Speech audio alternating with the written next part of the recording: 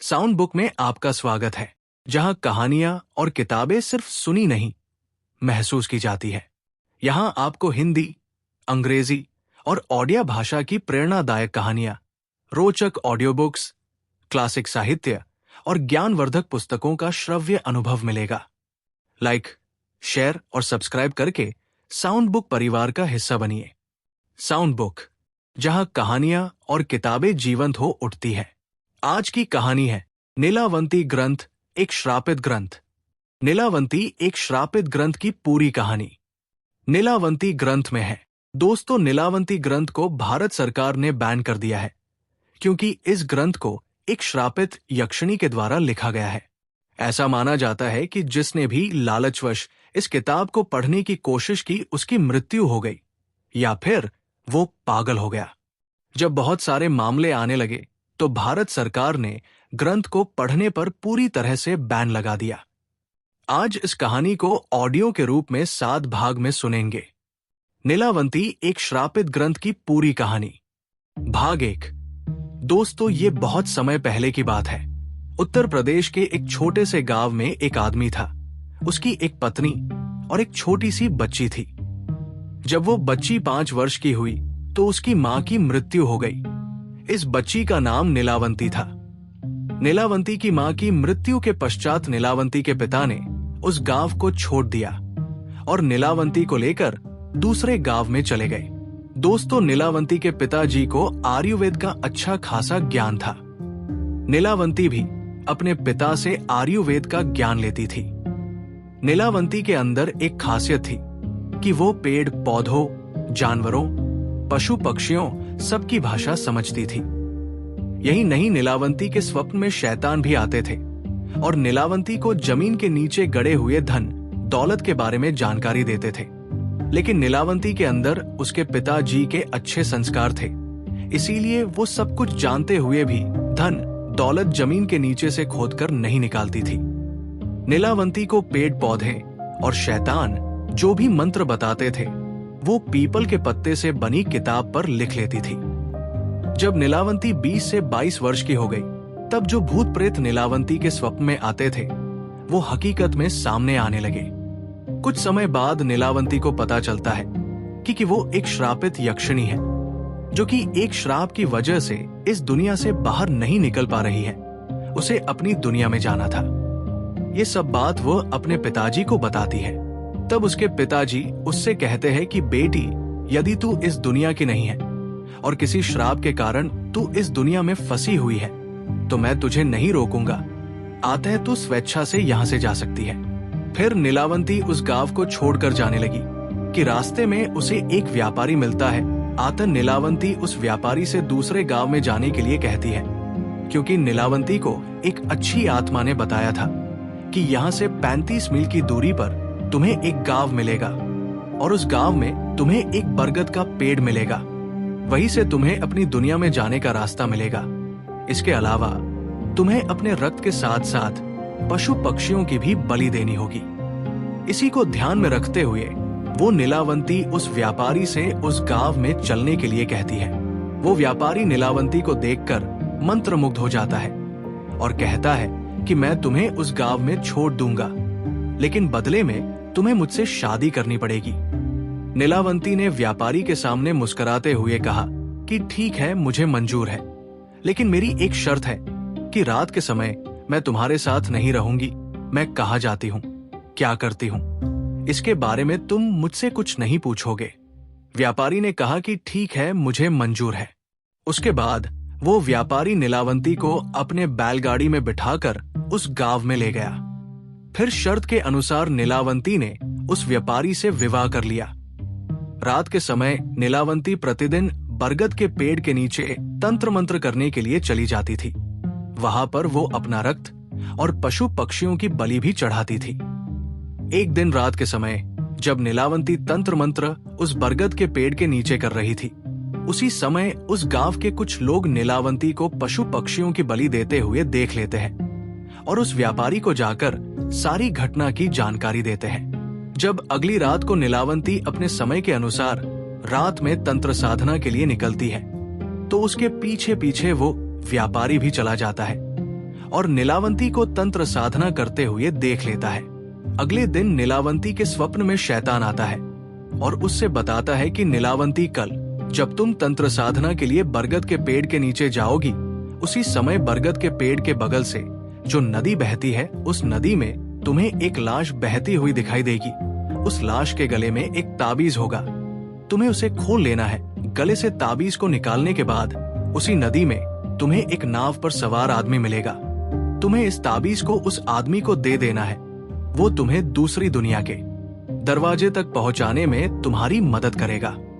उस शैतान ने नीलावंती से ये भी कहा कि तुम्हें अपनी दुनिया में वापस लौटने का सिर्फ यही एक ही चांस मिलेगा, दोबारा चांस तुम्हें नहीं मिलेगा। अगले दिन नीलावंती बहुत खुश हुई और रात के समय बरगद के पेड़ के नीचे चली गई। वो तंत्र साधना करके अपनी रक्त की तथा पशु पक्षी की बलि दे ही रही थी कि उसे नदी के किनारे एक लाश बहती हुई दिखाई देती है। नीलावंती उस लाश के पास जाती है और उसके गले में बंधे हुए ताबीज को निकालने की कोशिश करती है। उसी समय वहां पर वो व्यापारी भी आ गया जो अपने असली शैतानी रूप में आ गया था। वो ताबीज की पहली गांठ खोल पाई थी, दूसरा खोलने ही वाली थी कि गांव वाले वहां आ गए और नीलावंती को नरभक्षी समझकर कहने लगे कि ये दोनों शैतान हैं, ये दोनों तो सभी गांव वालों को मार डालेंगे। आता है, इन दोनों को मार डालो। सभी गांव वालों ने अपने अपने हथियार लेकर दोनों को दौड़ा लिया। नीलावंती तो बच गई, लेकिन गांव वालों ने उस राक्षस को मार गिराया। राक्षस होने की वजह से वह दोबारा जीवित हो उड़ा और नीलावंती के पास आकर बोला कि तुम मुझे ये किताब दो जिसमें तुमने मंत्रों को लिखा है, और मुझे कुछ नहीं चाहिए। तब नीलावंती ने सोचा कि यदि ये किताब इस शैतान को मिल गया तो ये दुनिया के लिए अनर्थ साबित हो सकता है। आतर नीलावंती ने उस किताब को श्रापित करते हुए कहा कि जिसने लालच में आकर इस किताब को पूरा पढ़ लिया, उसकी तुरंत मृत्यु हो जाएगी, और जिसने इस किताब को आधा पढ़कर बीच में ही छोड़ दिया, वो पागल हो जाएगा। ये कहकर नीलावंती उस किताब को लेकर भाग गई। उसके बाद नीलावंती का आज तक पता नहीं चला कि वो कहाँ गई। कुछ समय पश्चात वो किताब एक साधु को मिलती है।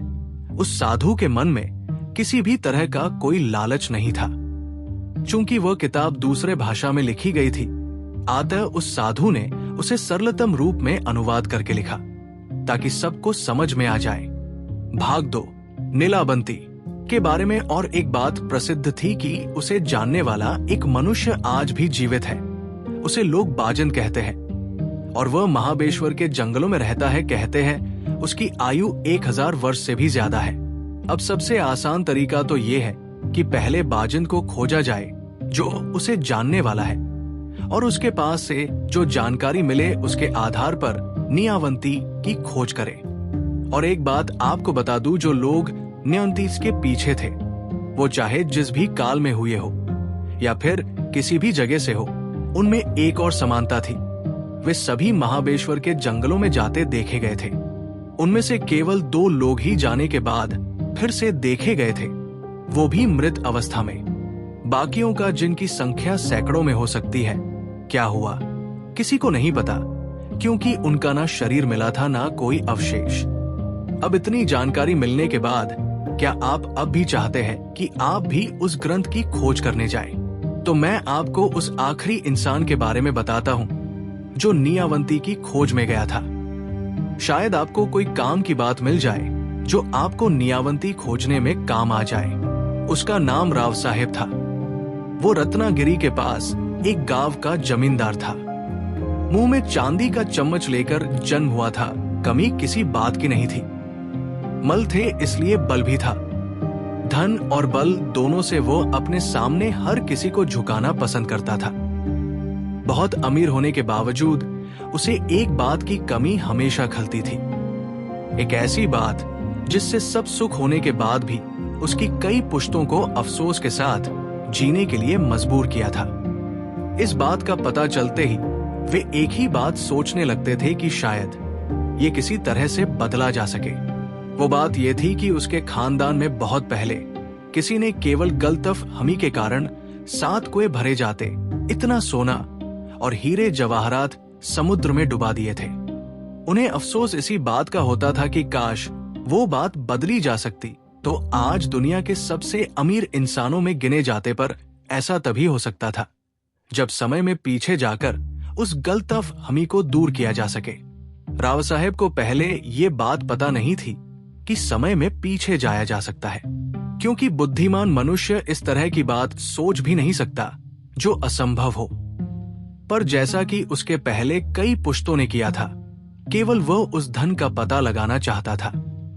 उसके लिए उसने भी उन्हीं तरीकों को अपनाया था जिसे उसके पुश्तों ने अपनाया था, जैसे ज्योतिषियों, तांत्रिकों, मांत्रिकों के माध्यम से धन का पता लगाना।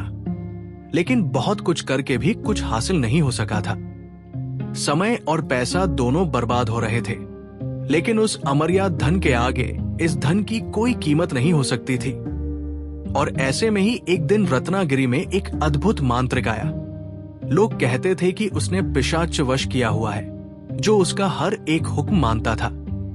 राव साहेब को उसमें रुचि नहीं होती, ये कैसे हो सकता था।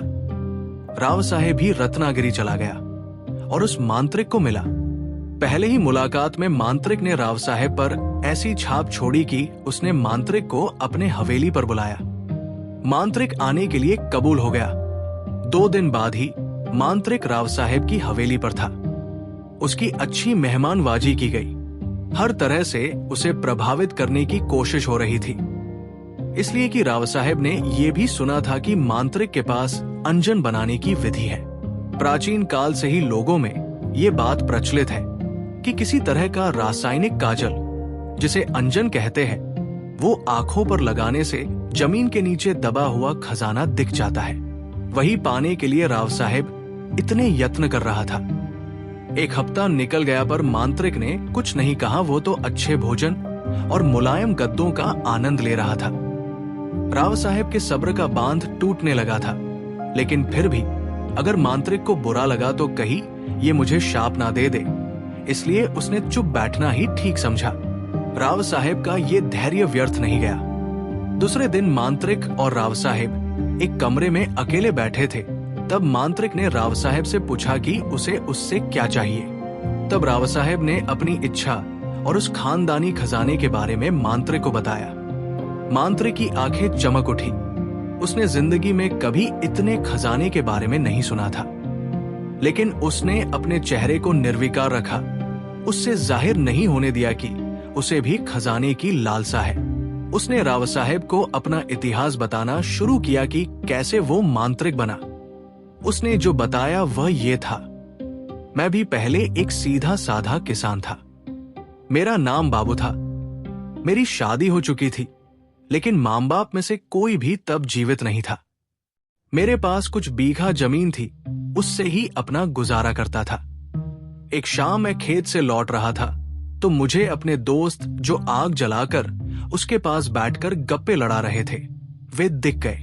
उन्होंने भी मुझे देखा और आवाज लगाई, कहा कि मैं भी थोड़ी देर उनके साथ बैठूं, काम तो रोज का लगा ही रहेगा।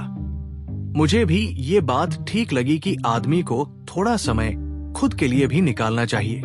घर में बीवी राह देख रही होगी, ये बात तो मेरे दिमाग में थी। लेकिन फिर मैंने सोचा कि एक आध दिन, थोड़ी देर हो गई तो क्या हो जाएगा, कोई बहाना बना लेंगे। गप्पे लड़ाते लड़ाते समय का ध्यान ही नहीं रहा, बहुत देर हो गई। मैं गांव के बाहर रहता था। मैंने अपने दोस्तों से इजाजत मांगी और अपने रास्ते लग गया। मुझे खेत जाने के लिए पूरा गांव पार करना पड़ता, क्योंकि मेरे घर और खेत के बीच में गांव था। और एक बात थी, मुझे डर बहुत लगता था और मेरे घर जाने के रास्ते में श्मशान भूमि थी। मैं घर इसलिए जल्दी जाता था कि रात को श्मशान के पास से गुजरना ना पड़े, लेकिन उस दिन मुझे बहुत देर हो गई थी। मैंने जैसे तैसे अपने मन को तैयार किया, क्योंकि आगे श्मशान भूमि यानी भूतों का इलाका शुरू होने वाला था। मुझ जैसे डरपोक इंसान के लिए ये बात बहुत गंभीर थी। मैं तेजी से अपने कदम बढ़ाने लगा। मुझे बस अपने घर पहुंचना था। अब श्मशान भूमि शुरू हो गई थी। मैं मन में राम नाम जपने लगा। अचानक से अंधेरा बहुत घना हो गया। मेरा डर अब चरम सीमा तक पहुंच गया। मुझे अब इतना ज्यादा डर लग रहा था कि अब इसी डर की वजह से मेरी मौत ना हो जाए, इस बात की चिंता होने लगी थी। भाग 3। उस तांत्रिक ने मेरा हाथ पकड़कर उस जलती हुई चिता के पास लेकर गया। मैंने देखा वो चिता कम और हवन कुंड ज्यादा लग रहा था। उसके आसपास बहुत सी अजीबोगरीब चीजें रखी हुई थी। उसमें से कुछ तो भयानक भी थी, जैसे कि इंसान की खोपड़ी, खून से भरे प्याले, अलग अलग मिट्टी के बर्तनों में कई पशुओं के अंग भरकर रखे हुए थे। मुझे समझ नहीं आ रहा था कि ये सब चल क्या रहा है। मैंने तांत्रिक को पूछने का सोचा, लेकिन तांत्रिक ने जैसे मेरी इच्छा भांप ली।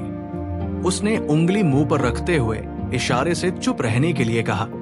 मैं बहुत देर तक बैठा रहा, जब तक कि उस तांत्रिक ने सारी विधियां पूरी नहीं की। अब मध्यरात्रि हो रही थी, रात शायद अमावस की रही होगी। तांत्रिक उसकी विधि पूरी होते ही वहां से उठा और उसने मुझसे कहा कि उसे आगे की विधि करने के लिए किसी स्त्री की बलि देनी होगी जिसको अब तक बच्चा ना हुआ हो। मेरा दिल दहल उठा। उसको लगा कि वो किस मुसीबत में पड़ गया है। मुझे बच्चा नहीं हुआ था और मेरी बीवी घर पर थी। मैं एक साधारण किसान था। मेरी पत्नी का ना कभी झगड़ा होता था, ना वो मुझे किसी बात के लिए तंग ही करती थी। उस तांत्रिक के पास ना जाने कौन सी ऐसी शक्ति थी कि मैंने उसे अपनी बाज बीवी के बारे में बताया। बताते समय भी मुझे लग रहा था कि ये ठीक नहीं है, मुझे ऐसा नहीं करना चाहिए, लेकिन मेरी जुबान अब मेरे नहीं किसी और के बस में थी। तांत्रिक ने जैसे ही मुझसे मेरी बीवी के बारे में सुना तो वो खुश हो गया। उसने मेरे हाथ में एक बहुत बड़ा छुरा दिया और कहा कि अपनी बीवी को यहां लेके आओ या फिर उसका सिर काट कर लेके आओ। साथ में एक इंसान की खोपड़ी भी दी और कहा कि यदि बीवी साथ में नहीं आती और अगर मैं सिर काटने का फैसला लेता हूं तो जैसे ही गर्दन पर छुरा लगाओ, तुरंत इस खोपड़ी में खून जमा करो बिना एक भी बूंद जमीन पर गिराए। मैंने छुरा हाथ में पकड़ लिया। मुझे आश्चर्य हो रहा था कि मैंने ऐसा क्यों किया। मैं घर की तरफ जाने लगा, जहां मेरी बीवी सोच रही होगी कि उसका पति हर रोज दिन ढलने से पहले खेत से लौट आता है। लेकिन आज ऐसा क्या हुआ कि मध्यरात्रि के बाद भी वो नहीं आ पाया। शायद उसने बहुत देर तक मेरी राह देखी थी और वैसे ही दरवाजे के पास सो गई। मेरा घर सुनसान इलाके में नहीं था। मेरे घर के आसपास भी थोड़ी दूरी पर कई घर बनाए हुए थे, लेकिन देहातों में लोग जल्दी सो जाते हैं तो 2-4 कुत्तों के अलावा कोई दिख नहीं रहा था। हालांकि कुत्ते कोई नया इंसान गुजरने पर भौंकते जरूर थे, लेकिन मुझसे उनकी पहचान थी, इसलिए वो हिले तक नहीं। मैं अपने घर की तरफ बढ़ा। दरवाजा अंदर से बंद नहीं किया था।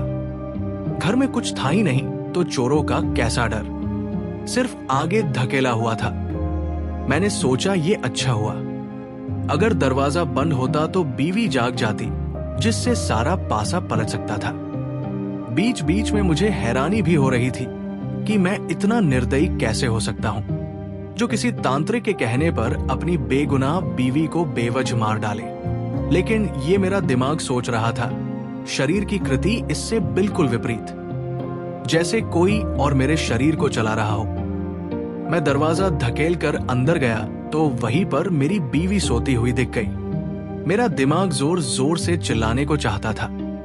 मैं चाहता था कि बीवी को चिल्लाकर उठा दूं और भाग जाने के लिए कहूं, लेकिन मैं कुछ नहीं कर पाया।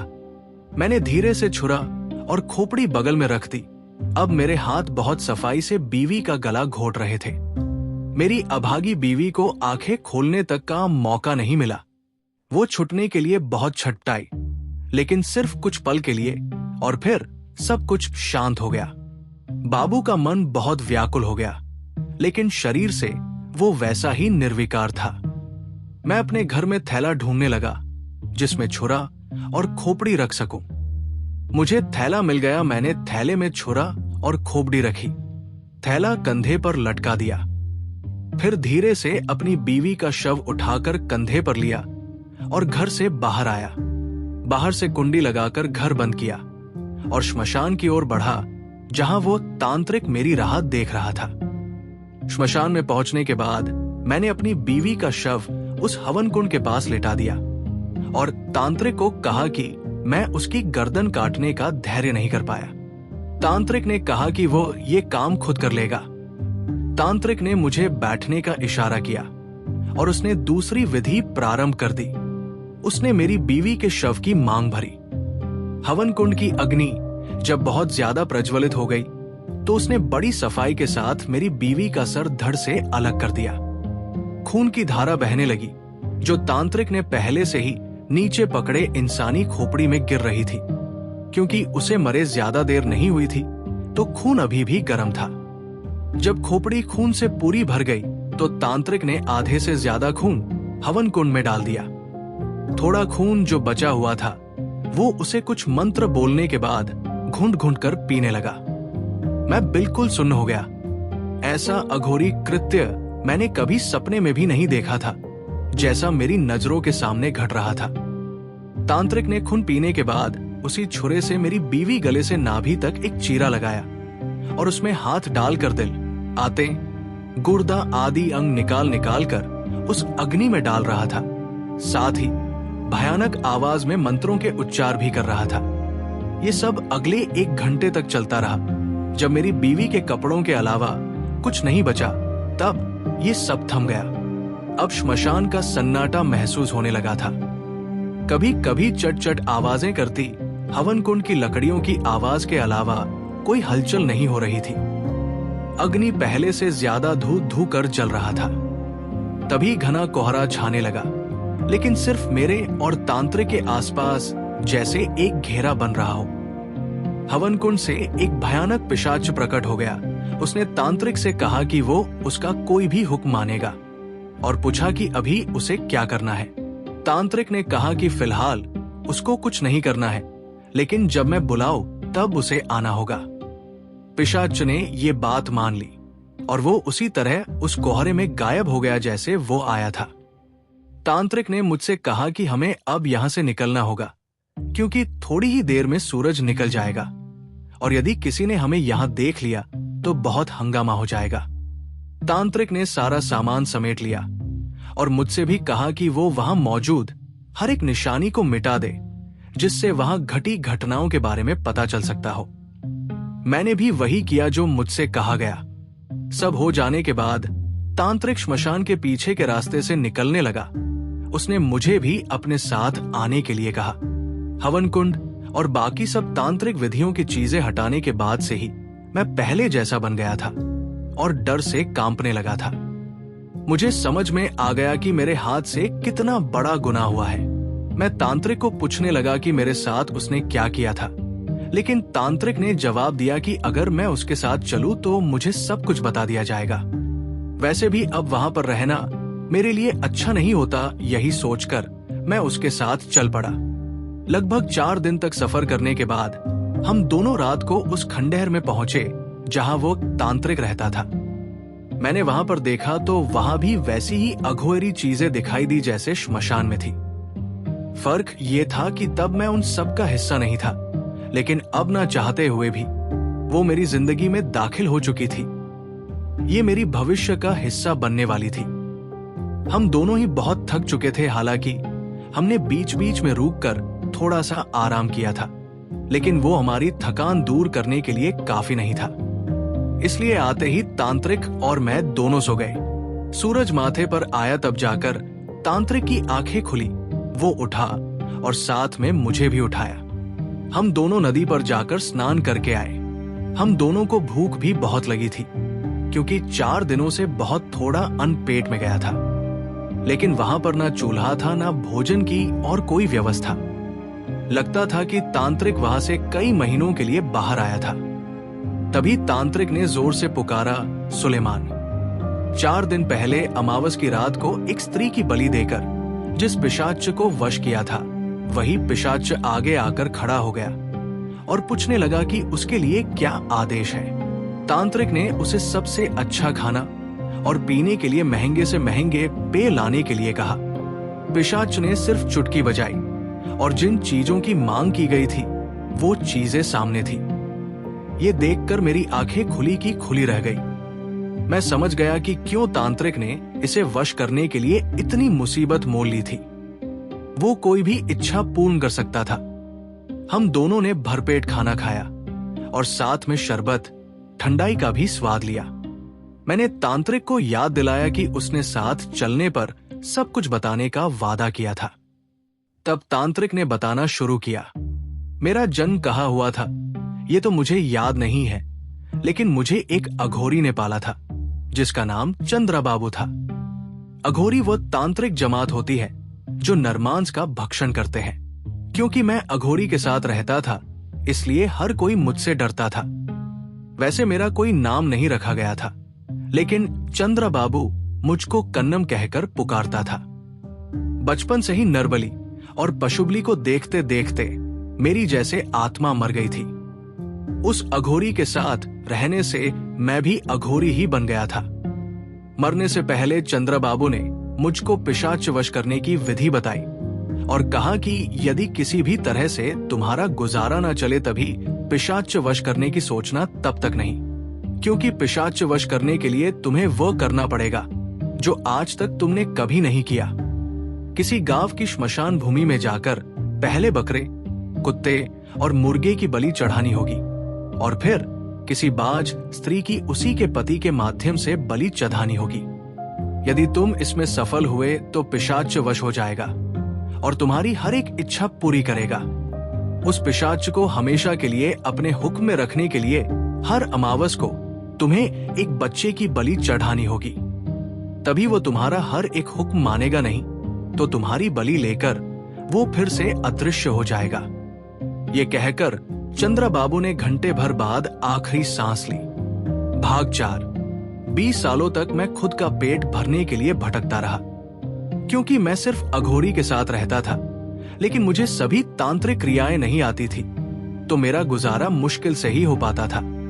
तो मैंने अब पिशाच वश करने की सोची और साल भर से मैं किसी की तलाश कर रहा था।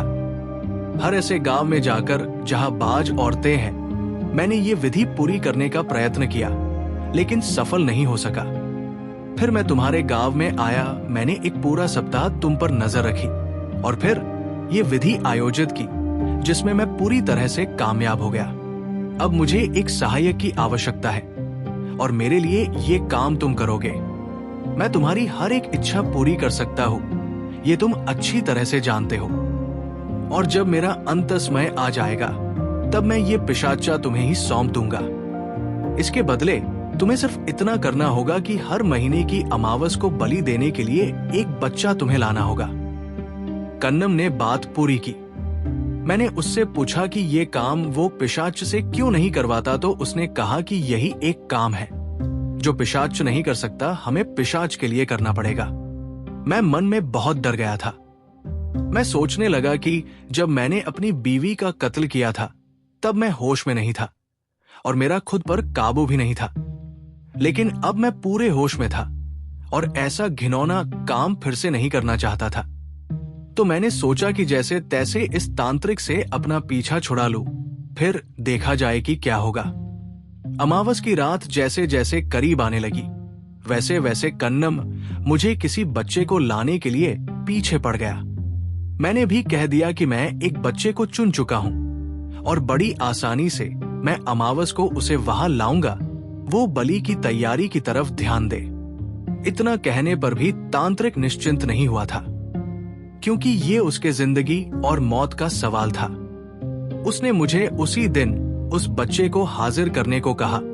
मैंने कहा ठीक है और बाहर निकल पड़ा। 2 दिन बाद ही अमावस थी, लेकिन मैं वापस उस जगह तभी गया जब अमावस हो चुकी थी। मैंने वहां जाकर देखा कि कन्नम का सिर्फ शरीर पड़ा है, जिसका सर नहीं है। तो मैं समझ गया कि अमावस को पिशाच अपनी बलि लेने के लिए आया होगा और नाम मिलने पर उसने कन्नम का सर खा लिया। कन्नम की चाह की वजह से मेरी जिंदगी बर्बाद हो चुकी थी। ना मेरा घर बचा, ना मेरा परिवार, ना ही मैं अब मेरे गांव ही वापस जा सकता था। मैंने बहुत देर तक कन्नम के शरीर के पास बैठकर सोचा कि आगे क्या करूं, लेकिन कुछ सूझ नहीं रहा था। मैंने कन्नम के घर यानी उस खंडहर की तलाशी ली। कोई कीमती चीज तो नहीं मिली, लेकिन एक मंत्रों की किताब मिल गई जिसमें बहुत से टोटकों की जानकारी थी। मैंने वो किताब उठाई तो उसी जगह पर मुझे और एक कागज दिखा जिस पर हाथ से कुछ लिखा हुआ था। थोड़ा सा पढ़ने पर मुझे पता चला कि वो अंजन बनाने की और इस्तेमाल करने की विधि है। मैंने वहां से एक थैला उठाया, उसमें वो किताब और वो कागज डाल दिया और चल पड़ा अपनी किस्मत की परीक्षा लेने के लिए। पास ही के पहाड़ पर मुझे एक गुफा मिल गई, जहां पर कोई आता जात नहीं था और कोई जंगली जानवर भी नहीं थे। पास ही झरना बहता था, तो पीने के पानी की कोई समस्या नहीं थी। वहां से थोड़ी ही दूर पर एक बस्ती थी, जहां से मैं भिक्षा मांग कर लाता और दिन भर उन टोटकों को सिद्ध करने की कोशिश करता। मैंने सबसे आसान लगने वाले टोटके, जिसमें कोई बलि या किसी की हत्या की जरूरत ना हो, चुने और वशीकरण, दूसरों की मन की बात जान लेना आदि टोटके सिद्ध कर लिए। मैं अब अंजन तैयार करने के पीछे लग गया। उसके लिए बहुत सारी चीजों की आवश्यकता थी, जिन चीजों का नाम तक मैंने कभी नहीं सुना था। लेकिन मैं कभी कभार बस्ती में किसी से बात करता था, तो वो लोग कई चीजों की जानकारी दे देते थे और मुझे उसका और एक फायदा ये हुआ कि वो लोग मुझे अब मांत्रिक कहने लगे थे। मैं भी कभी किसी का बच्चा बीमार हो जाए या किसी का जानवर, किसी की बेटी को बच्चा नहीं होता हो, उसके लिए अपने पास से टोटके कर देता था। उनको जब उसके परिणाम अच्छे मिले तो वो मुझे और भी ज्यादा मान देने लगे। जैसे ही मेरे पास वो सब चीजें जमा हो गई जिनकी अंजन बनाने के लिए जरूरत थी, मैंने रात दिन एक करके अंजन बना ही दिया। अंजन बनाने की विधि लिखने वाले ने ये भी चेतावनी लिखी थी कि यदि अंजन ठीक से नहीं बना तो वो आंख में लगाने वाला हमेशा के लिए अंधा बन जाएगा। मेरा मन दुविधा में पड़ गया कि मैं क्या करूं, कैसे पता चले कि मेरा बनाया हुआ अंजन सही तरह का बना हुआ है। वो तो आंख में लगाने से ही पता चल सकता था। मैंने आर या पार का निश्चय कर लिया और भगवान का नाम लेकर वो अंजन अपने आंखों में लगाया। पहले मेरे आंखों में इतना तेज दर्द हुआ कि जैसे खौलता हुआ तेल मेरे आंखों में पड़ गया हो। मुझे लगा कि मेरी आंखें चली गई, मैं अंधा बन गया। मैंने जो अंजन बनाया था वो गलत बना था। ऐसे कई विचार मेरे मन में आ रहे थे। मैं दर्द से चिल्ला रहा था। गुफा की दीवारों पर अपने सर को पटक रहा था। कुछ देर बाद जब थोड़ा सा दर्द कम हुआ और धुंधला नजर भी आने लगा तो लगा कि मैं पूरी तरह से अंधा नहीं हुआ हूं। लेकिन मेरी आंखों को कुछ भी नहीं हुआ था और अंजन भी सही सही बना था। ये मुझे तुरंत पता चला। जैसे ही मैंने अपनी आंखों को छुआ, वो बिल्कुल बर्फ सी ठंडी महसूस हुई। अब समस्या ये थी कि अंजन का प्रथम प्रयोग कहाँ किया जाए। मैंने 2 दिन का समय जाने दिया। जब मैं मेरे आंखों की ठंडक का आदी हो गया तो मैं तुरंत उस बस्ती में गया जहां भिक्षा के लिए जाता था। 2 दिन आंखों के दर्द के कारण ना मैं भिक्षा के लिए गया था, ना कुछ खाया था। जोरों से भूख लगी थी। मैं बस्ती में गया तो लोगों ने पूछा कि 2 दिन क्यों नहीं आए। मैंने बताया कि मेरी तबीयत ठीक नहीं थी। एक अधेड़ उम्र के आदमी ने मुझे उसके घर पर भोजन के लिए बुलाया। क्योंकि मुझे बस्ती में बहुत मान था तो मैं मना नहीं कर सका, और दूसरा कारण यह भी था कि अब मुझ में इतनी ताकत नहीं थी कि यहां से भिक्षा लेकर वो गुफा में जाकर खाऊं। जब मैं उस आदमी के घर पहुंचा जिसका नाम आत्माराम था, उसकी पत्नी ने भोजन परोसा। मैंने उसे भी अपने साथ बैठने के लिए कहा। हम दोनों ने भोजन किया और भोजन के बाद जब हम गप्पे लड़ाने के लिए बैठे तो मैंने अभी तक भूख की वजह से ध्यान नहीं दिया था कि वो आदमी बहुत गरीब था। घर बहुत साधारण था और सामान तो न के बराबर था। मैंने उसे पूछा कि क्या तुम्हारा गुजारा ठीक से नहीं चलता, तो उसने बताया कि उसे तब से काम करने के लिए मन नहीं लगता जब से किसी बुजुर्ग ने ये बताया कि उसके दादाजी ने बहुत सारा धन एक घड़े में बंद करके खेत में कहीं गाड़ दिया है। तो तब से वो दिन भर खेत का एक एक हिस्सा खोदता रहता है, इसलिए बाकी चीजों की तरफ ध्यान देने के लिए समय नहीं मिलता। उसकी बीवी ही किसी खेत पर रोजी के लिए जाती थी, जिससे जैसे तैसे उनका गुजारा चल जाता था। जैसे ही मैंने खेत में धन की बात सुनी, मुझे अंजन की परीक्षा लेने का मौका दिखा। मैंने उसे कहा कि अगर मैं उसे उस धन का सही पता दूं तो क्या मुझे वो उसमें से आधा धन देगा। तो उसने मेरी बात मान ली। उसी रात मैं उसे लेकर उसके खेत में गया। जैसा कि मैंने अंजन के उपयोग के बारे में पढ़ा था, उसके लिए हिरण के सींग चाहिए थे, जो मेरे पास पहले से थे। मैं उसमें से खेत को देखने लगा। हिरण का सींग आंख पर लगाते ही जमीन मानो जैसे कांच की बनी हुई हो, ऐसी दिखने लगी। दूर एक आम के वृक्ष के नीचे मुझे कुछ चमकता दिखाई दिया। मैं आत्माराम के साथ उस वृक्ष के पास गया तो मैंने फिर से हिरण का सींग आंखों पर लगाया और उसके जड़ की तरफ देखने लगा। मेरे आश्चर्य का ठिकाना नहीं रहा जब मैंने स्पष्ट रूप से एक पीतला का घड़ा, उसके अंदर के सोने सहित जमीन के अंदर कम से कम 3 हाथ नीचे देखा। मैंने आत्माराम को वहां खोदने के लिए कहा, क्योंकि वह 10-12 सालों से सिर्फ खोदने का ही काम कर रहा था। तो उसने कुछ ही देर में 3 हाथ गहरा गड्ढा खोद डाला और घड़ा साफ तौर से दिखाई देने लगा। हम दोनों ने मिलकर वो ऊपर निकाला, जो बहुत वजनदार था। उसमें बहुत सारे सोने के सिक्के थे, जैसा कि तय हुआ था। उसने ईमानदारी से उसमें से आधे सिक्के मुझे दिए। मैंने उसे एक कपड़े में बांधकर अपनी गुफा की ओर चल पड़ा और वो अपनी घर की ओर। दूसरे दिन पूरी बस्ती में ये बात फैल गई। मेरी गुफा के चारों ओर तो मानो मेला लग गया था। उस दिन से मेरी जिंदगी ही बदल गई। खजाना ढूंढने वाला मांत्रिक, इसी नाम से मेरी प्रसिद्धि हो गई। अब मेरे पास ज्यादातर ऐसे ही लोग आते जिनको अपने खेत या घर से गड़ा हुआ धन निकालना हो। पर हर जगह धन होता ही था, ऐसा नहीं है। कई जगह सिर्फ अफवाहें होती थी। फिर भी मैंने कई लोगों के घर के खजाने ढूंढने में मदद की और उसमें से आधा हिस्सा कमाया। लेकिन अब तक की मेरी सबसे ज्यादा कमाई सिर्फ 500 सिक्कों की थी। मैंने जब तुम्हारे मुंह से तुम्हारे खानदानी खजाने के बारे सुना तो मुझे लगा कि अगर ये खजाना ढूंढने में मैं तुम्हारी मदद कर सका तो मुझे जिंदगी भर कोई काम करने की जरूरत नहीं है।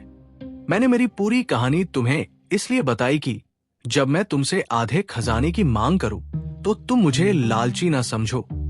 मांत्रिक बाबू ने बोलना खत्म किया। राव साहब ने कहा, ये सब सुनकर मेरा आपके प्रति विश्वास और भी बढ़ गया है। मैं आपसे वादा करता हूं कि जब खजाना मिलेगा तब उसमें से आधा खजाना मैं आपको दूंगा।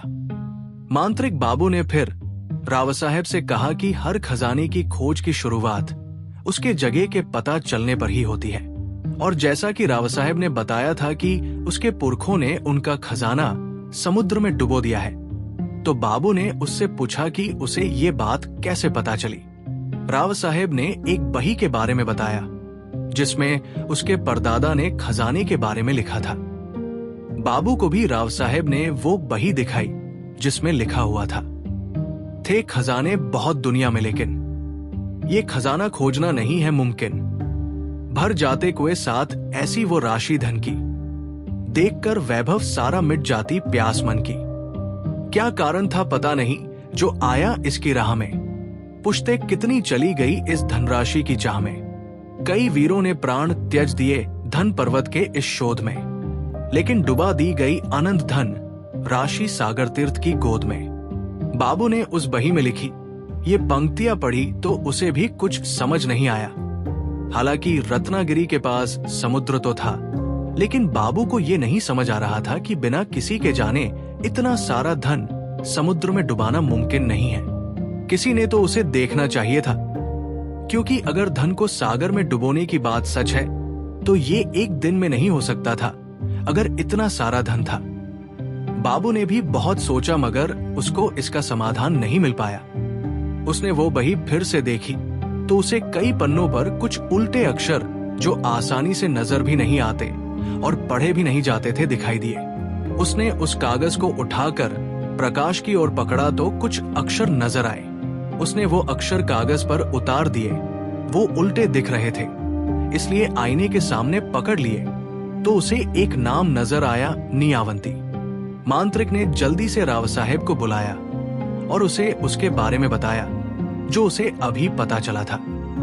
नियावंती नाम सुनकर राव साहब भी चौंक गया, क्योंकि मांत्रिक बाबू और राव साहब भी महाराष्ट्र के बाकी के लोगों की तरह इस प्राचीन लोक कथा के बारे में जानते थे कि नियावंती नाम का एक ग्रंथ है जिससे पशु पक्षियों की भाषा समझी जा सकती है। लेकिन इसका संदर्भ इस खजाने से कैसे है, ये समझ नहीं आ रहा था। राव साहब के हवेली पर एक नौकर काम करता था, जिसका नाम था माणिक। उसने उन दोनों की बातें सुनी। वो भी अच्छी तरह से जानता था कि उसका का मालिक वर्षों से खजाने की खोज में लगा हुआ था, तो शायद उनको अपनी जानकारी से मदद हो जाए, ये सोचकर उसने राव साहब को कहा कि वो नियावंती के बारे में कुछ जानता है। राव साहब ने बताने को कहा तो उसने बताया कि सुना है कि नियावंती में समय में पीछे जाने का भी ज्ञान लिखा हुआ है। शायद आपके पुरखे उसकी मदद से वो खजाना खोजना चाहते हो।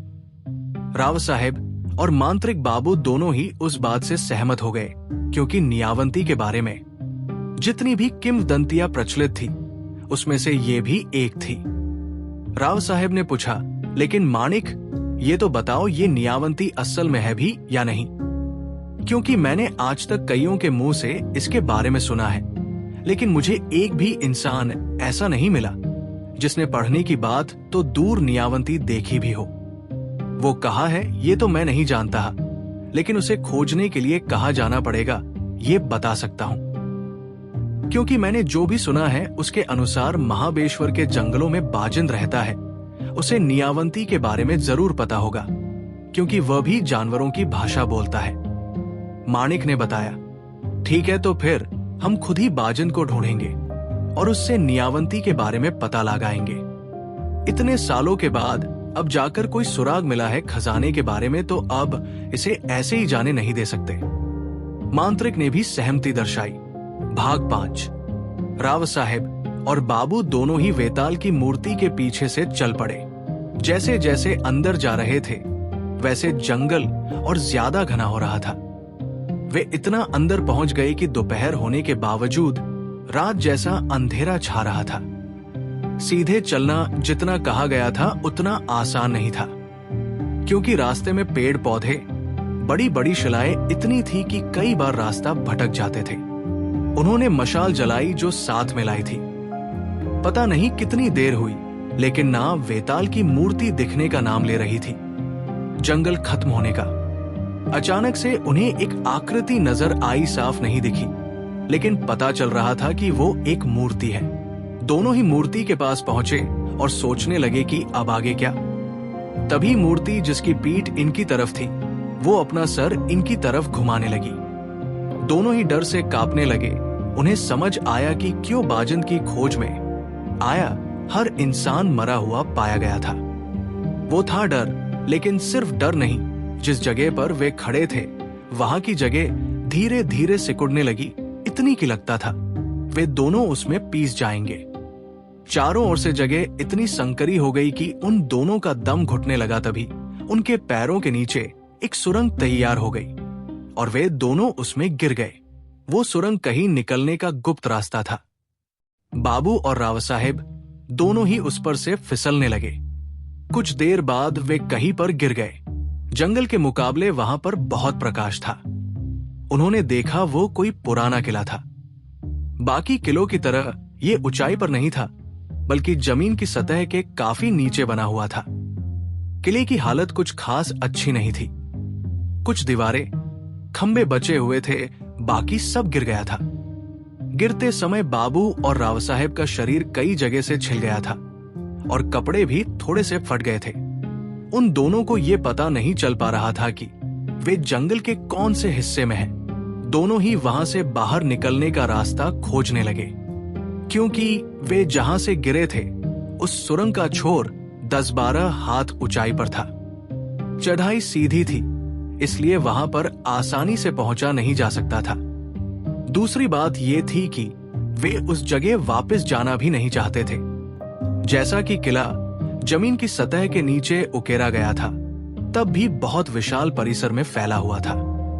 जब इसे बनाया गया था तो मजदूर नीचे आते ही होंगे, तो ऊपर चढ़ने के लिए कोई ना कोई रास्ता जरूर होना चाहिए था, पर बहुत देर तक ढूंढने के बाद भी ऊपर जाने का जरिया मिल नहीं रहा था।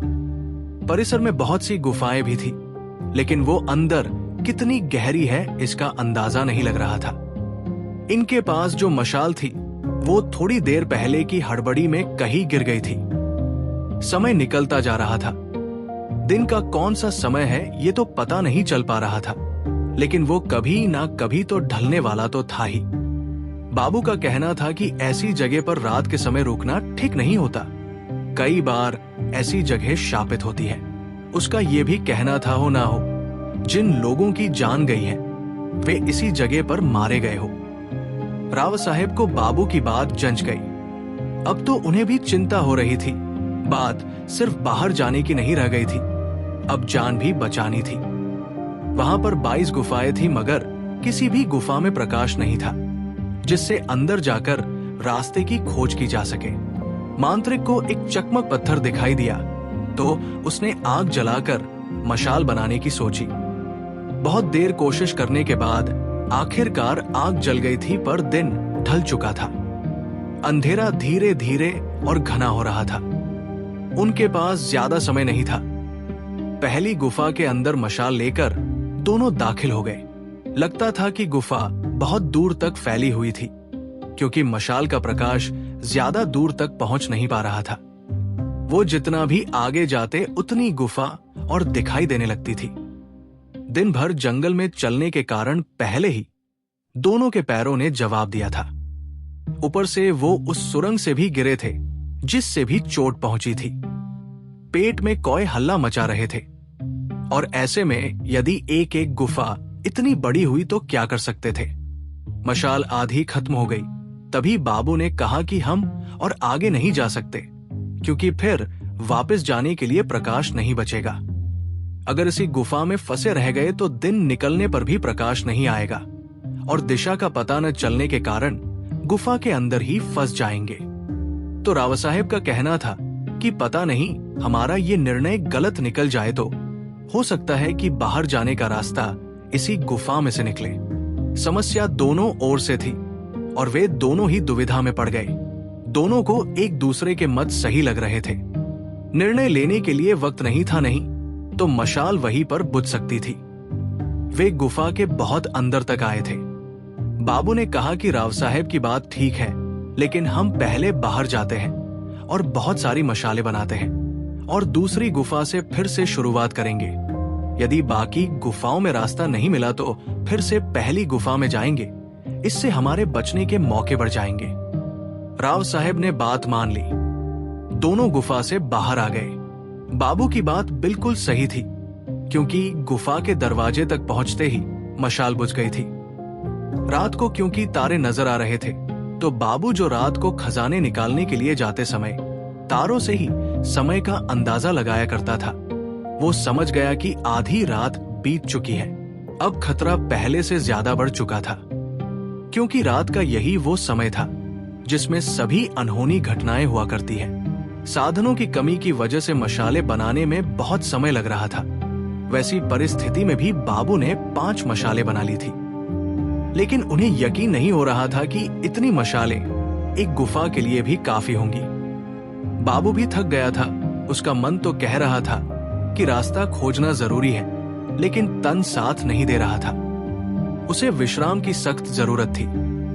राव साहेब की स्थिति भी इससे अलग नहीं थी। दोनों ने सुबह होने का इंतजार करने का फैसला किया, और बाहर ठंड लग रही थी, इसलिए उस गुफा के अंदर सोने चले गए जिसमें वे पहले जा चुके थे। वे ज्यादा अंदर नहीं गए थे। दोनों लेट गए। भूख और थकान के मारे उनका बुरा हाल था। लेटते ही दोनों की आंख लग गई। तभी राव साहेब को कहीं से पायल की आवाज सुनाई दी। पहले उसने सोचा कि ये उसका वहम होगा। कभी कभी थकान की वजह से भी दिमाग भ्रम पैदा करने लग जाता है। फिर से वैसी ही आवाज। अब की बार बाबू की भी आंखें खुल गई और वो उठकर बैठ गया। राव साहेब को पहले से उठा देखकर बाबू जान गया कि उस अकेले को वो आवाज नहीं सुनाई दी। फिर से पायल की आवाज आई, इस बार ज्यादा तेज। दोनों को डर तो बहुत ज्यादा लग रहा था, लेकिन उसका सामना करने के अलावा उन दोनों के बाद कोई रास्ता भी तो नहीं था। एक दूसरे का हाथ थामे हुए दोनों गुफा से बाहर निकले और देखने लगे कि आवाज कहां से आ रही है। थोड़ी देर बाद फिर से आवाज आई। वो किसी गुफा से आ रही थी, पर कौन सी ये पता नहीं चल रहा था।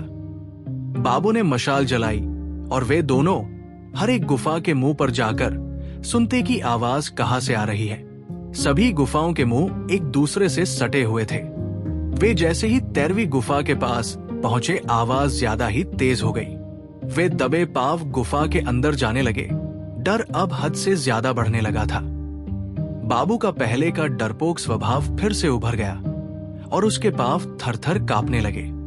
वे गुफा के काफी अंदर चले गए थे, लेकिन जितना वे आगे जाते थे, आवाज उतनी ही अंदर से आती हुई लगती थी।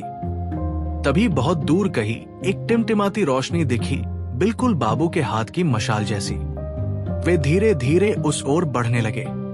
वो रोशनी गुफा के अंदर बनी और एक गुफा से आ रही थी। वे उस छोटी गुफा के मुहाने तक पहुंच गए और जैसे ही अंदर का दृश्य देखा तो दंग रह गए। एक किशोरवयीन लड़का जिसके हाथ में एक लाठी थी जिसमें घुंघरू बांधे हुए थे, वो अपनी लाठी जमीन पर मार रहा था। उससे पायल जैसी आवाज निकल रही थी। उसके आसपास जंगल के हर एक जानवर का एक एक प्रतिनिधि उपस्थित था, जैसे उन सबकी सभा हो रही हो और वो लड़का उनका नेतृत्व कर रहा हो। वो लड़का प्रत्येक जानवर से बात कर रहा था। बाबू और राव साहब समझ गए कि ये वही है जिसकी तलाश वे कर रहे थे, बाजिंद।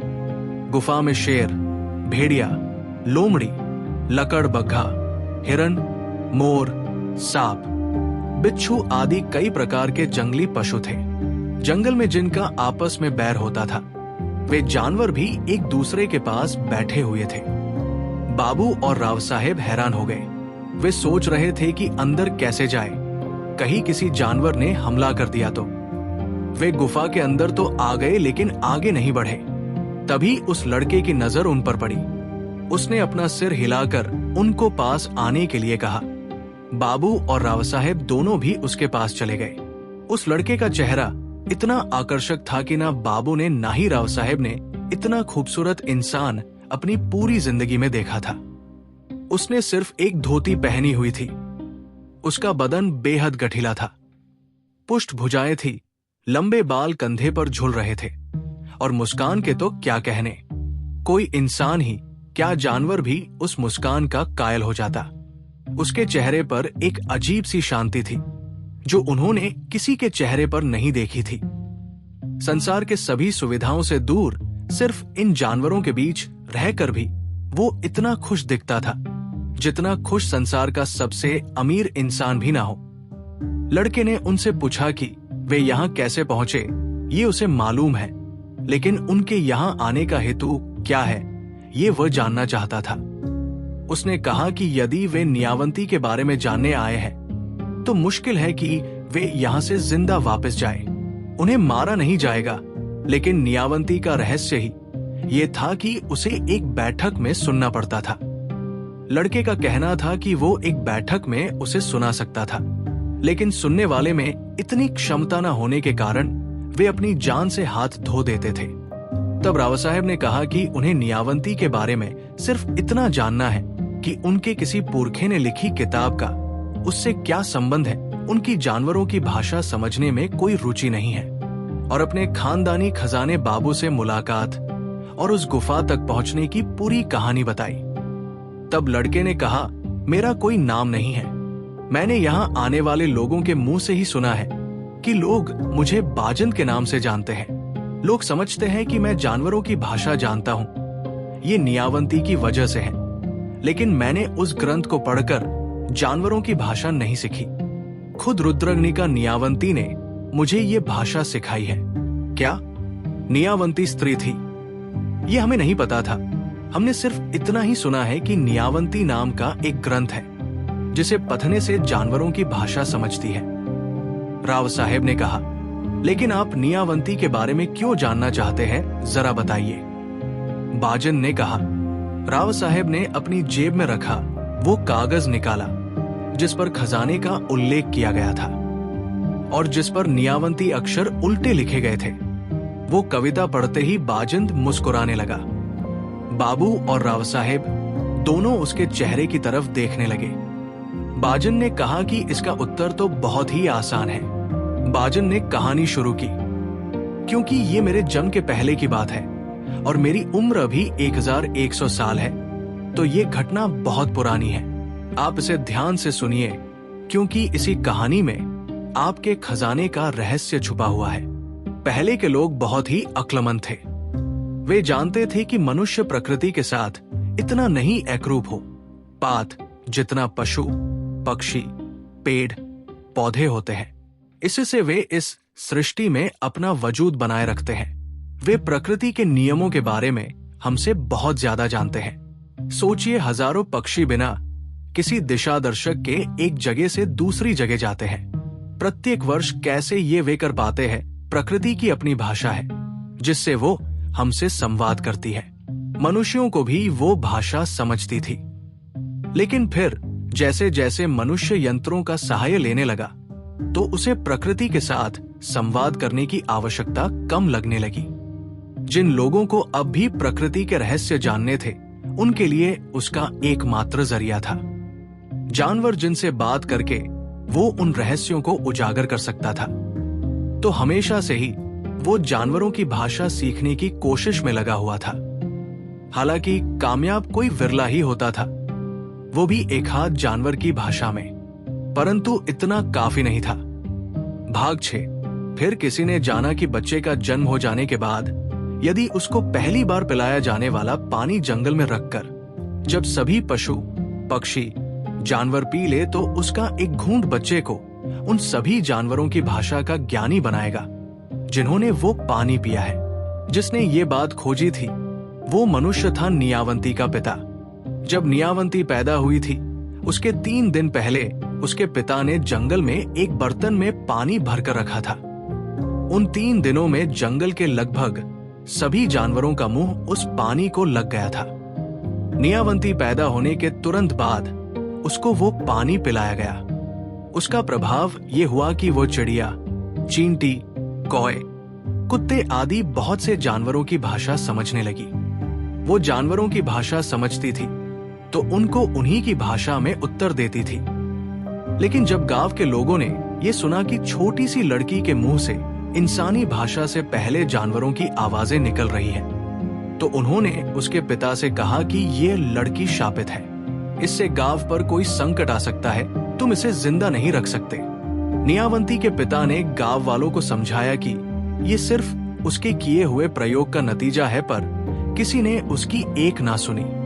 पंचायत बिठाई गई और सभी ने एकमत से निर्णय किया कि ऐसी लड़की जो जानवरों की आवाजें निकालती हो, उसे जीने का कोई अधिकार नहीं है।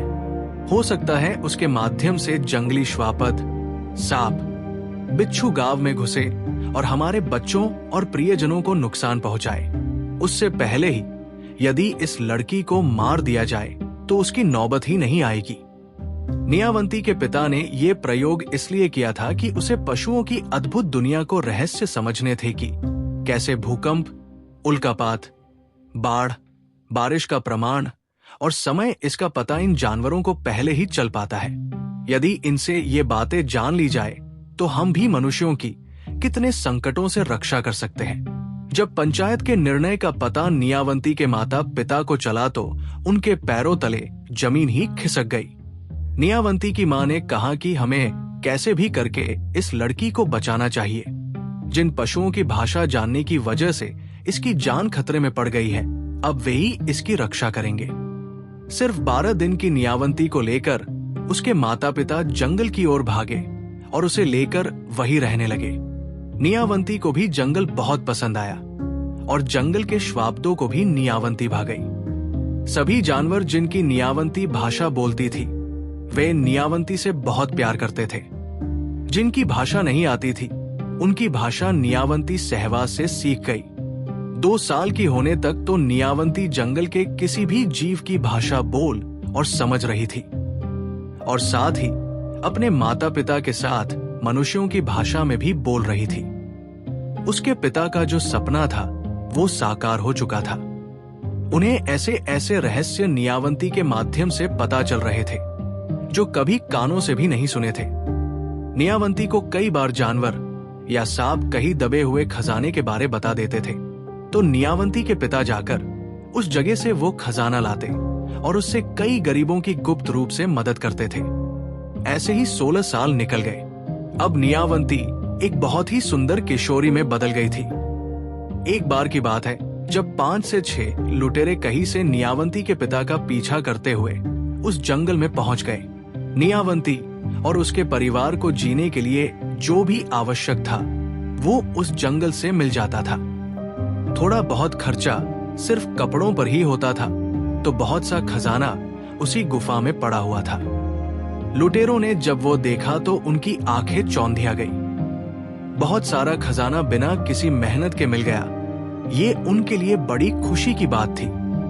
नियावंती के उपस्थित रहते कोई भी उस गुफा की तरफ नहीं आ सकता था, क्योंकि जंगल के सभी जानवर उसकी रक्षा करते थे और उनसे उसे कहीं की भी घटना का पता चल जाता था। लुटेरों ने खजाना छीनने के लिए नियावंती के माता पिता को मार डाला।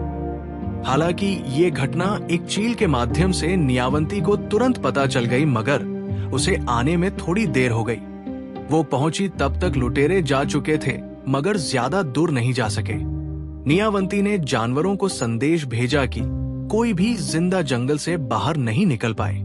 लुटेरे जंगल से नहीं निकल पाए, रास्ते में ही हाथियों के झुंड ने उन्हें कुचल डाला। पर इस घटना ने नियावंती को बहुत आहत किया। उसके हृदय को बड़ी चोट पहुंची। उसके पिता बहुत ही साधु स्वभाव के इंसान थे। उन्होंने कभी भी किसी का बुरा नहीं चाहा था। अब तक तो जंगल के पशु ही नियावंती के सब कुछ थे। उन्हीं के लिए जीना और उन्हीं के लिए मरना, यही नियावंती के जीवन का उद्देश्य हो गया था। लेकिन उसके माता पिता की हत्या के साथ उसको एक और उद्देश्य हो गया, समाज के बुरे लोगों का नाश करना। इसके लिए जरूरी था कि वो खुद भी मौत से बच सके। उसने जानवरों से पूछकर संजीवनी बूटी का पता लगाया, जिसके खाने से मनुष्य मौत को टाल सकता था। जब उसने वो बूटी खाई तो वो भी मृत्यु के भय से रहित हो गई। उसने अनेक ऐसे लोगों को मौत के घाट उतार दिया जिनसे समाज को खतरा था, और अपने पिता के जैसे बहुत से लोगों की मदद भी की। उसकी अमरता, जानवरों की भाषा समझने की उसकी अद्भुत शक्ति, इससे उसकी गणना कुभांडों में होने लगी। कुभांड वो लोग हैं जिनमें अद्भुत शक्तियां होती हैं। उन्हें भगवान शिव के गणों में भी गिना जाता है। एक दिन की बात है, एक तरुण व्यापारी जंगल के रास्ते से कहीं जा रहा था। वो बैलगाड़ी में अपना माल एक गांव से दूसरे गांव जाकर बेचता था। वो पहले कभी भी इस रास्ते से नहीं गया था, इसलिए उसे ये नहीं पता था कि इस जंगल में किसी अपरिचित का आना प्रतिबंधित है, क्योंकि नियावंती के माता पिता की हत्या के बाद से जंगल के पशु नियावंती की सुरक्षा की बहुत चिंता करते थे। वे किसी को भी जंगल में घुसने नहीं देते थे, मगर वो व्यापारी तो अंदर आ गया था। भेड़ियों ने उसकी बैलगाड़ी का पीछा शुरू किया। भेड़ियों के झुंड को देखकर बैल डर गए और उन्होंने जोर से दौड़ना शुरू किया। बैलगाड़ी बुरी तरह से खिंचने के कारण पत्थरों पर टकरा के टूट गई। व्यापारी नीचे गिरकर बेहोश हो गया। बैला जंगल के बाहर भाग गए। नीलाबंती को उस व्यापारी के बारे में पता चला तो वो उसके पास पहुंच गई। उसने देखा कि एक खूबसूरत नौजवान बेहोश पड़ा है। उसके सर पर गहरी चोट आई है। उसका अगर इलाज नहीं किया गया तो वो मर जाएगा। वो उसे अपने साथ अपनी गुफा में लेकर गई। नियावंती को जड़ी बूटियों का ज्ञान था, तो उसने उसका अच्छी तरह से इलाज किया। 2 दिन बाद जब उस नौजवान को होश आया तो उसने देखा कि एक अति सुंदर लड़की उसका ख्याल रख रही है। उसने नियावंती से बात की और अपना नाम अनिल बताया। नियावंती ने अनिल से कहा कि उसका पूरी तरह से इलाज होने में कुछ और दिन लग सकते हैं। उन कुछ दिनों में अनिल को नियावंती से प्यार हो गया। कुछ ही दिनों में अनिल पूरी तरह से ठीक हो गया। उसने अपने मन की बात नियावंती को बता दी। नियावंती को भी अनिल अच्छा लगा था और वो उसकी इस हालत का खुद को जिम्मेदार मान रही थी। सहानुभूति भी प्यार होने की एक वजह होती है। इसी वजह से नियावंती को भी उससे प्यार हो गया था। अनिल ने नियावंती से विवाह के लिए पूछा। नियावंती ने कहा कि वह उससे विवाह करेगी, लेकिन उसकी कुछ शर्तें हैं। अनिल ने शर्तें पूछी तो नियावंती ने बताया उसकी पहली शर्त यह है कि वो रात में कभी भी उसके साथ नहीं सोएगी। दूसरी शर्त यह है कि वो अगर रात को कहीं जाए तो वो उसे नहीं ढूंढेगा। अनिल ने उसकी दोनों शर्तें मान ली। 5 साल वे बहुत खुशी खुशी साथ रहे। एक दिन दोपहर को नियावंती और अनिल जंगल में भटक रहे थे। तभी एक नेवला और नेवली कहीं जाते दिख गए। नेवली उदास लग रही थी। नियावंती ने पूछा कि वो क्यों दुखी है। नेवली ने बताया कि उसका पति अंधा है, इसलिए वो उसको कभी अकेला नहीं छोड़ सकती। नियावंती के पास अंजन था, जो नियावंती ने उस नेवले की आंख में लगाया। तुरंत नेवले को सब कुछ दिखाई देने लगा। नेवली ने नियावंती को 2 दिव्य रत्न दिए, कहा कि ये 2 रत्न बहुत शक्तिशाली है। इसमें से पहला जिसके पास होगा वो किसी के भी मन की बात जान सकता है, और दूसरा पास होने से वो किसी से भी हारेगा नहीं। नियावंती का पति अनिल दूर से सब देख रहा था। जब उसने नियावंती से पूछा तो नियावंती ने भोलेपन से बता दिया, मगर सिर्फ एक मणि के बारे में, जिससे कभी हार नहीं होती थी। दूसरे मणि के बारे में उसने कुछ नहीं बताया, इसलिए नहीं कि उसका अनिल के ऊपर विश्वास नहीं था, बल्कि वो उस मणि की परीक्षा लेना चाहती थी। अनिल की इच्छा हुई कि सदा जीत दिलाने वाली वो मणि उसके पास हो। उसने नियावंती से वो मणि मांग ली। नियावंती ने कहा कि उसे उनकी क्या जरूरत है, तो अनिल ने कुछ नहीं बताया, लेकिन उसने दूसरे मणि के प्रभाव से उसके मन की बात जान ली कि अनिल उस जंगल के बाहर जाकर उस राज्य पर विजय प्राप्त करना चाहता था जिसमें वह जंगल था। वो मणि उसके पास होने से ये बहुत आसान हो जाता। नियावंती को उसके विचार जानकर आश्चर्य हुआ, लेकिन उसने अनिल को ये पता नहीं चलने दिया। एक रात जब नियावंती और अनिल जो शर्तों की वजह से अलग अलग सोते थे, सोए हुए थे, तब अनिल को दूर से भेड़िए के चिल्लाने की आवाज आई। वो नियावंती को बता रहा था कि उसे अब भगवान शिव के गणों में जाके रहना चाहिए, लेकिन शिव गणों में स्थान पाने के लिए जो चीज आवश्यक है वो एक प्रकार का तावीज था, जिसका पता भेड़िया उसे बताना चाहता था। नियावंती ने भेड़िए का संदेश सुना तो तुरंत वो नदी की तरफ निकल पड़ी। नियावंती जाने के थोड़ी देर बाद अनिल भी उसके पीछे निकल पड़ा। नियावंती जान गई कि अनिल उसका पीछा कर रहा है, लेकिन उसने उसे मन नहीं किया। नदी के किनारे पहुंचने पर भेड़िया नियावंती से मिला और उसने बताया कि अभी थोड़ी देर बाद एक प्रेत नदी में बहता हुआ आएगा। उसकी कमर में वो तावीज बंधा हुआ है, जिसकी मदद से वो भगवान शिव के गणों में शामिल हो सकती थी। नियावंती नदी के किनारे ही उस प्रेत का इंतजार करती हुई बैठ गई। आधी रात के समय नदी में एक प्रेत बहता हुआ आया। नियावंती उस प्रेत के पास गई और उसे खींचकर किनारे पर लेकर आई। अनिल पूरी घटना पेड़ के पीछे छुपकर देख रहा था। नियावंती की पीठ अनिल की तरफ थी, तो उसे वो क्या कर रही है ये नहीं दिख रहा था। नियावंती ने प्रेत के कमर में बंधा तावीज देखा। वो बहुत ही विशेष दिख रहा था और खुद से चमक रहा था। नियावंती तावीज खोलने लगी, लेकिन वह इतनी मजबूती से बंधा था कि छूटने का नाम नहीं ले रहा था। नियावंती ने आसपास देखा कि काटने के लिए कोई चीज मिल जाए, लेकिन पत्थर भी नहीं थे, सिर्फ रेत ही थी। नियावंती दांत से रस्सी काटने के लिए प्रेत के ऊपर झुक गई। अनिल जो पीछे से घटना देख रहा था, उसे लगा कि नियावंती प्रेत खा रही है। वो बहुत डर गया और भागकर गुफा में जाकर बैठ गया, जिससे नियावंती को कुछ पता न चले। अनिल को नहीं पता था कि नियावंती ने उसे उसके पीछे आते हुए देख लिया था। बड़ी मुश्किल से वो तावीज निकालने के बाद नियावंती उसे लेकर अपनी गुफा में आ गई। अनिल वहीं पर बैठा हुआ था। उसने पूछा कि वो कहाँ गई थी। नियावंती ने उसे विवाह के वक्त की शर्त याद दिलाई, लेकिन अनिल ने कहा कि वो सब जानता है कि वो मुर्दा खाने के लिए गई थी और उसे अब ऐसी औरत से कोई संबंध नहीं रखना है। वो उसे छोड़कर जा रहा है। नियावंती ने उसे रोका नहीं, पर समझाने की कोशिश की कि वो मुर्दा नहीं खा रही थी, पर अनिल कुछ सुनने की हालत में नहीं था। वो तुरंत वहां से चला गया।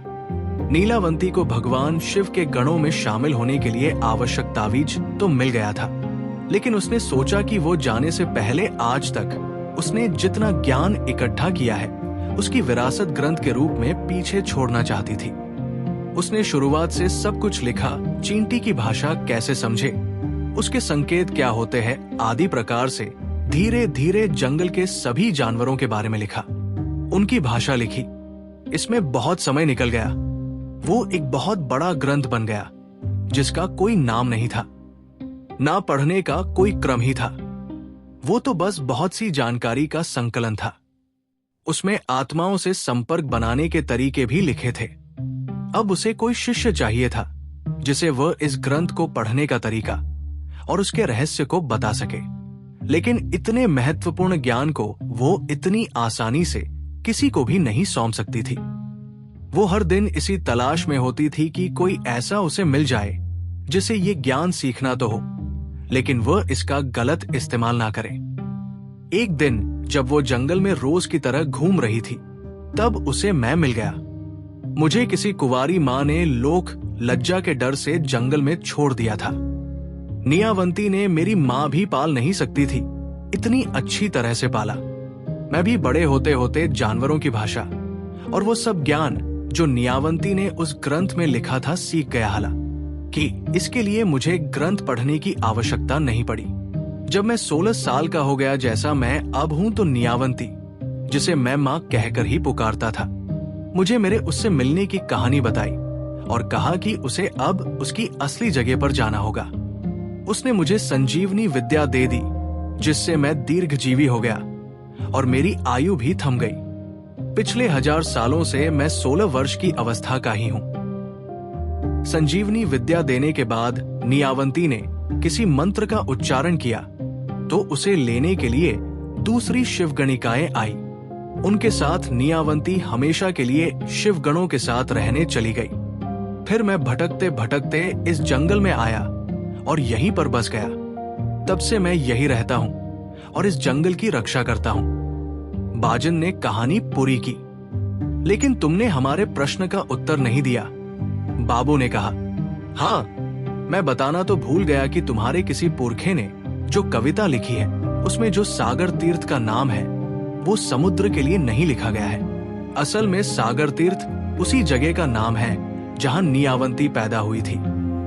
1000 सालों में उसका नाम जरूर बदला होगा, लेकिन मैं वो जगह जानता हूं क्योंकि मेरी माँ ने भी मुझे उसी सागर तीर्थ के जंगल में छोड़ा था, बाजन ने बताया। आज वो जगह किस नाम से जानी जाती है? राव साहेब ने पूछा। आज वो जगह जानी जाती है रामलिंग के जंगल के नाम से, बाजन ने जवाब दिया। मुझे वो जगह पता है, महाराष्ट्र के मराठवाड़ा प्रांत का बहुत ही प्रसिद्ध तीर्थ स्थल है वो, बाबू ने बताया। बाजन ने फिर दोनों को अपनी आंखें बंद करने को कहा और पलक झपकते ही उसी वेताल की मूर्ति के पास छोड़ दिया जहां से बाबू और राव साहेब ने जंगल में प्रवेश किया था। बाबू और राव साहेब ने आंखें खोली तो सामने वही वेताल की मूर्ति थी जिससे आगे जंगल में रास्ता जाता था। उन्होंने अपने पीछे आवाज सुनी तो वही गडरिया वहां पर भेड़ें चरा रहा था और उनसे कह रहा था, मेरी मानो तो यहां से वापस चले जाओ। यहां से कोई जिंदा वापस नहीं आया है। उनको यकीन नहीं हुआ कि इतना सब घट गया था, लेकिन समय अब भी वही का वही था। तो ये सच था, नियावंती से समय पर काबू किया जा सकता है। लेकिन नियावंती कहा है, ये तो किसी को भी नहीं पता। उसे सिर्फ किस्मत से ढूंढा जा सकता है। नियावंती उसी को मिलता है जो उसका इस्तेमाल नहीं करना चाहता। अब राव साहेब और बाबू को रामलिंग जाकर खजाना ढूंढना था। वे रामलिंग पहुंच गए, लेकिन वहां जाकर उन्हें पता चला कि सालों पहले किसी राजा को यहाँ का खजाना मिल गया। उसी पैसों से यहाँ रामलिंग का मंदिर बना हुआ था। अब क्या किया जाए, सब खत्म हो गया। खजाने की खोज भी और नियावंती की तलाश भी। खजाने का इस्तेमाल हो चुका था। नियावंती भी बाजन के पास सुरक्षित थी। ये थी उस आखिरी इंसान की कहानी जिसने नियावंती की खोज की थी। लेकिन नियावंती आज भी रहस्य बनी हुई है। उसकी खोज करने वाले आज भी उसको ढूंढते रहते हैं। आपको अगर नीलावंती सुननी है तो आपको पता है कि महबलेश्वर के जंगल में वेताल के मूर्ति के पीछे से रास्ता मिल जाएगा। लेकिन क्या आप वहां सच में जाना चाहते हैं? आप सुन रहे थे सोनाली रावत द्वारा लिखित नीलावंती ग्रंथ, एक श्रापित ग्रंथ। अगर ये रहस्यमयी कहानी आपको पसंद आई हो तो लाइक, शेयर और सब्सक्राइब जरूर करें।